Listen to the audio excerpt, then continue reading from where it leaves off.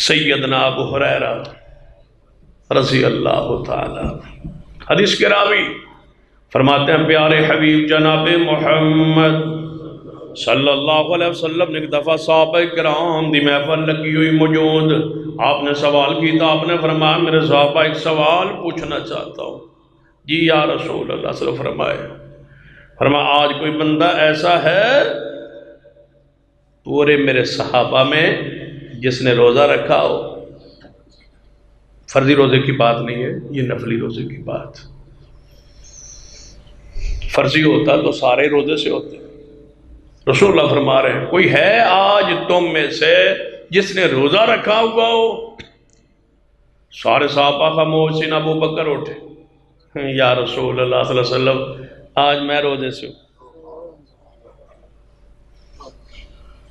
حق ابو بکر کہتا ہے نا، پھر اٹھتے فرمایا یا رسول اللہ میں ہوں۔ فرمایا اچھا تو نے روزہ رکھا ہے؟ کوئی ایسا ہے تم میں سے جس نے آج کسی کا جنازہ پڑھا ہو؟ سارے صاحب سینا ابو بکر کھڑے ہوئے ہیں، محبوب جی میں نے پڑھا ہے جنازہ۔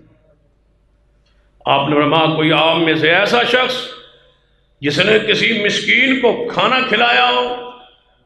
یا رسول اللہ صلی اللہ علیہ وسلم یہ عمل بھی میں آج کر کے آیا ہوں۔ فرمایا چاہیے بتاؤ پھر عام میں سے کوئی ایسا شخص ہے جس نے کسی بیمار کی آج بیمار پرسی کی ہو؟